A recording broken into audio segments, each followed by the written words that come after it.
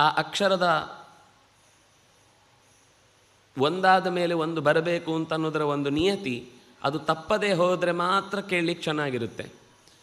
ಪದಗಳನ್ನು ಜೋಡಿಸುವ ವಿನ್ಯಾಸವೂ ಇರಬಹುದು, ಅಕ್ಷರಗಳ ಉಚ್ಚಾರಣೆಯಲ್ಲಿ ಒಂದರ ಹತ್ತಿರಕ್ಕೆ ಇನ್ನೊಂದು ತಾಗುವಾಗಲೂ ಅದಕ್ಕೊಂದು ಮಧ್ಯದಲ್ಲಿ ಅವಕಾಶ ಕೊಟ್ಟು ಮಾತಾಡಬೇಕಾದದ್ದು ಕೆಲವು ಕಡೆ ಇರುತ್ತೆ.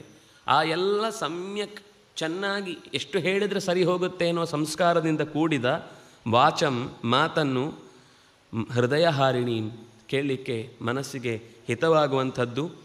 ಅವಿಲಂಬಿತಾಂ ಅದೃತಾಂ, ಇದು ಹಿಂದೆ ಬಂದಂಥದ್ದೇ.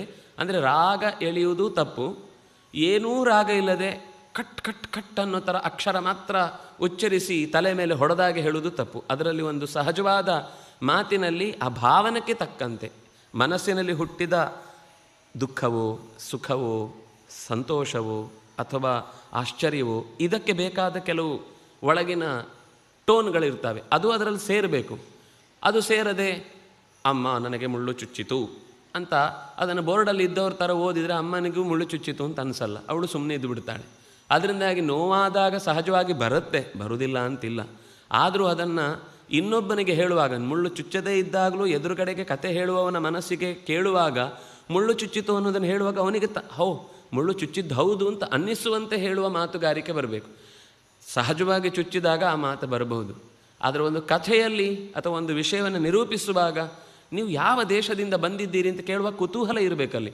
ನೀವು ಯಾವುದೇ ನಮಗೆ ವರದಿ ವಾರ್ತೆಗಳು ಓದುತ್ತಿರುವವರು ಡ್ಯಾಶ್ ಡ್ಯಾಶ್ ಡ್ಯಾಶ್ ಅಂತ ಹೇಳ್ತಾ ಬಂದ ಹಾಗೆ ಒಂದು ಓದಿ ಮುಗಿಸಿದರೆ ಆಯಿತು. ಸುಗ್ರೀವ ಕಳಿಸಿದ್ದಾನೆ, ನೀವು ಯಾರು, ಎಲ್ಲಿಂದ ಬಂದಿದ್ದೀರಿ, ಯಾಕೆ ಬಂದ್ರಿ, ಇಲ್ಲಿ ಬರಬೇಕಾದ ಅಗತ್ಯ ಏನಿತ್ತು, ನಿಮ್ಮನ್ನು ನಾವು ಸರಿಯಾಗಿ ತಿಳ್ಕೊಳ್ಳೋಕ್ಕೋಸ್ಕರ ಈ ಪ್ರಶ್ನೆ ಕೇಳ್ತಾ ಇದ್ದೇವೆ. ಅವನು ಯೋಚನೆ ಮಾಡ್ತಾನೆ, ಇದಕ್ಕೆ ಉತ್ತರ ಕೊಟ್ಟರು ಉಪಯೋಗ, ಯಾಕೆಂದರೆ ಇದು ಅಲ್ಲಿ ಹೋಗೋಗಿ ಇನ್ನೇನೋ ಹೇಳಿಬಿಟ್ರೆ ಅವ್ಯವಸ್ಥೆ ಆಗುತ್ತೆ ಅಂತ ಪೂರ್ತಿ ಗುಟ್ಟು ಬಿಡುವ ಅವಕಾಶಗಳು ಕಮ್ಮಿ ಇರುತ್ತೆ. ಆದರೆ ಹೇಳುವ ಮಾತಿನಲ್ಲಿ ಒಂದು ಆ ಎಲ್ಲ ಕುತೂಹಲದ ಪ್ರಶ್ನೆಯ ಭರಗಳಿದ್ದಾಗ ಮನಸ್ಸಿಗೆ ಆನಂದವಾಗುತ್ತೆ. ಅದನ್ನೇ ರಾಮಚಂದ್ರ ಹೇಳ್ತಾನೆ, ಹೃದಯ ಹಾರಿಣೀಂ ಅನಯಾಚ